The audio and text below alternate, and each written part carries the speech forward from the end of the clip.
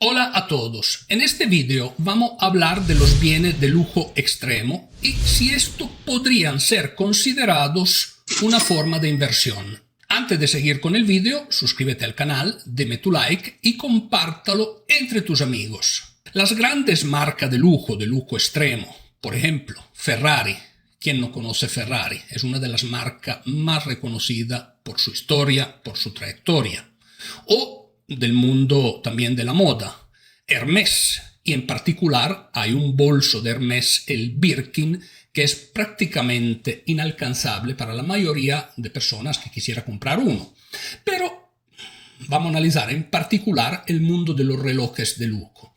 Y allí vamos desde la marca más reconocida mundialmente, los relojes Rolex, a marcas que tal vez son menos reconocidas, sin embargo tienen aún más valor respecto a los Rolex. Me refiero a Audemars Piguet, Patek Philippe o Richard Mille, muy conocido porque empezó por ser promocionado en carreras por pilotos de Fórmula 1 y por importantes deportistas de todo el mundo.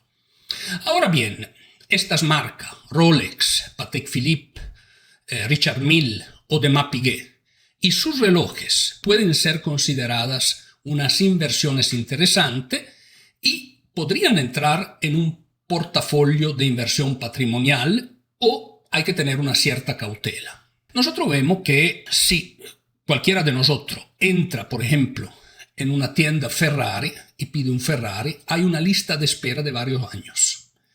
Lo mismo pasa si entramos en una tienda Rolex y probablemente en la boutique Rolex nos ofrecen algunos modelos, pero no son los modelos más buscados por los coleccionistas. El modelo más buscado en absoluto de Rolex es el Rolex Daytona de acero, que viene con un bezel de cerámica. Pero estos objetos de lujo, ¿son inversiones o no son inversiones? Y aquí hay que tener mucho cuidado.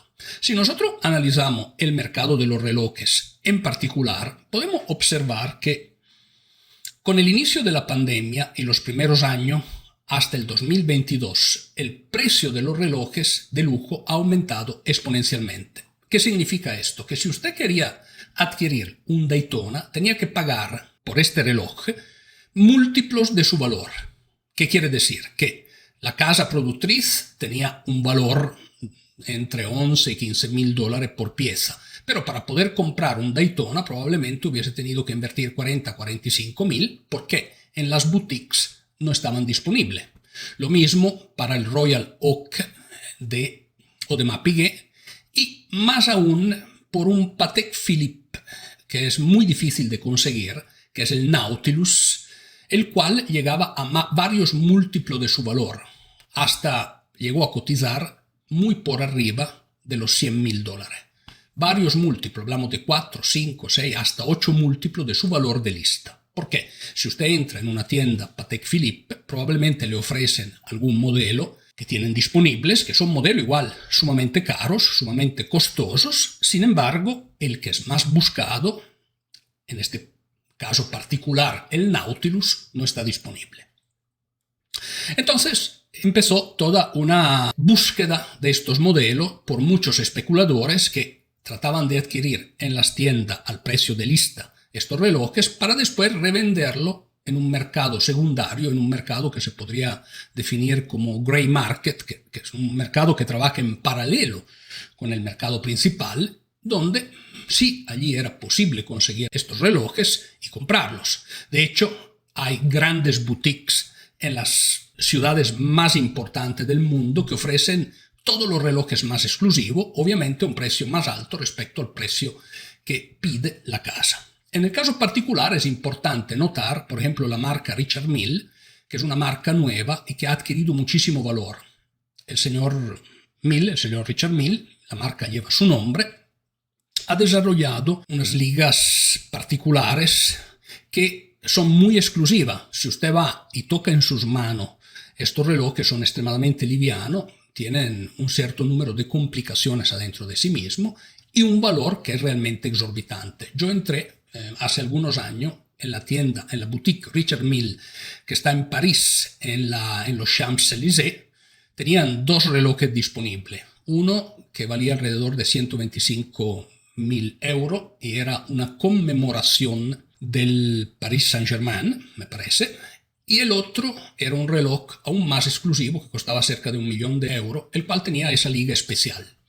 Ahora bien, la pregunta de fondo que deberíamos hacernos. Obviamente, una aclaración, yo jamás me puedo permitir estos relojes, pero estaba interesado en poder tocar realmente con mano qué eran. Pero los modelos más buscados no estaban disponibles y eran totalmente inaccesibles su precio. Porque, repito, en la boutique usted no lo consigue y tiene que comprarlo en un mercado paralelo que, digamos que tiene una ganancia entre el precio de lista y el precio con el que revende este reloj. Ahora, pasa lo mismo con los bolsos de señora Birkin de Hermès, los cuales son absolutamente inalcanzables. No tanto tal vez por su precio, cuanto que en las tiendas de Hermès no los tienen disponibles y si alguien quiere comprarlos, supuestamente tiene que entrar en lista de espera. Lo mismo vale con los relojes Rolex o con los Richard Mille o con los Patek Philippe, una lista de espera infinita. Y aquí vienen muchos inversionistas que dicen, pero es una óptima inversión poder comprar una de estas piezas y tenerla en el tiempo y revenderla más caro. ¿Qué opino yo al respecto? ¿Son forma de inversión o realmente no son forma de inversión? Bueno, tenemos que analizar varios aspectos. ¿Qué es una inversión? Una inversión es comprometer una cantidad de dinero para tener a futuro una utilidad sobre esta, o sea, para poder recibir ese dinero a cambio, que haya cubierto la inflación y que nos dé una utilidad. Eso, en extrema síntesis, es una inversión. O otra forma de verlo es que haya un bien que nos produce un flujo de caja positivo que entra todos los meses o todos los años y al final, cuando nos deshacemos, volvemos a revender el bien, tenemos un valor de, digamos, de reventa final. Estas son las inversiones. Pero, repito, en los bienes de lujo, estas inversiones tienen sentido o tal vez no lo tengan tanto. Aquí les voy a hacer el ejemplo de Ferrari. Tengo unos amigos que en Italia consiguieron un Ferrari hace 2 años y lo revendieron, recuperaron prácticamente todos los costos que habían tenido sobre este carro. Entonces, conservó su valor. Perdió algo tal vez como inflación, pero también vemos como en los carros, al igual que en los relojes o en los bolsos Birkin, tenemos mantener el valor en el tiempo. Entonces muchos pueden y consideran que estas sí sean inversión. Bueno, yo considero que hay que hacer algunas distinciones. La inversión, o en estos bienes, o en bienes parecidos, podría ser el mundo del arte, son relacionadas a la unicidad del bien. Por ejemplo, un cuadro de Picasso, que está certificado que es de Picasso, es una forma de inversión porque es una pieza única y mantiene su unicidad en la historia. En el caso de los relojes, el ejemplo más pragmático, más emblemático, si así lo queremos ver, es el Daytona de Paul Newman. Ese Daytona de Paul Newman, el cual era un famoso y era un gran actor de Hollywood y además a él le gustaba correr en las carreras de carro. Entonces, este reloj era el símbolo de la carrera de carro de Paul Newman. Este reloj entró en una subasta y fue revendido por casi 18 millones de dólares. Muchísimo más de lo que fue su valor de lista. Un monto extremadamente exorbitante. En el caso particular del reloj de Paul Newman, el que lo ha comprado sin duda ha hecho una inversión. Cuando hacemos una inversión no sabemos qué resultado tendrá. Porque puede que éste tenga que revenderlo y que el precio que le ofrezcan a futuro sea inclusive más bajo. Esto es el riesgo de cualquier inversionista. Por eso, antes de entrar en el mundo de las inversiones, hay que estar extremadamente preparado, porque no todas las inversiones andan bien y a veces hay una pérdida relacionada a las mismas. En el caso particular del reloj de Paul Newman, la característica fundamental que tiene este reloj es que es una pieza única. Hay solo esta al mundo.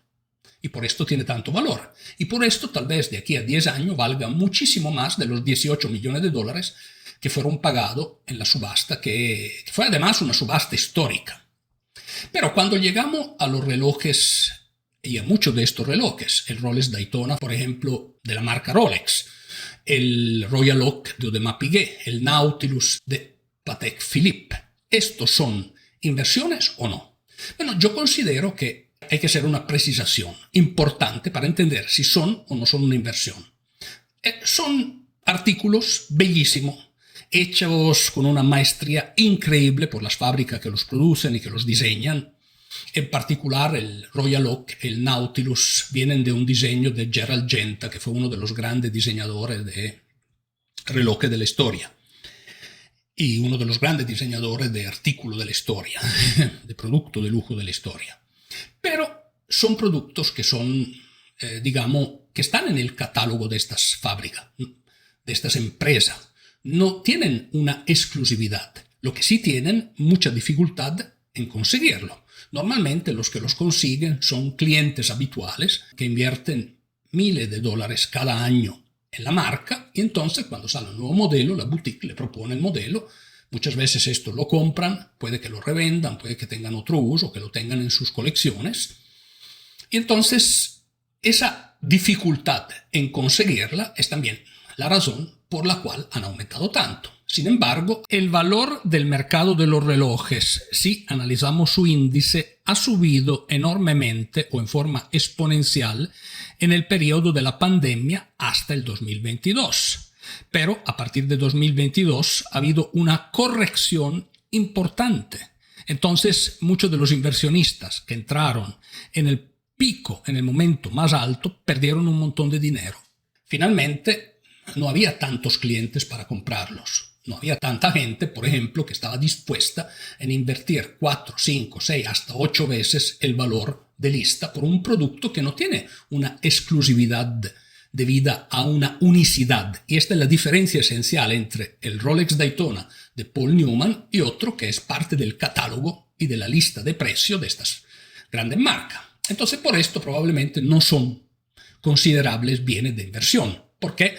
Porque pierden la característica de unicidad que tienen respecto a el ejemplo que hemos venido utilizando.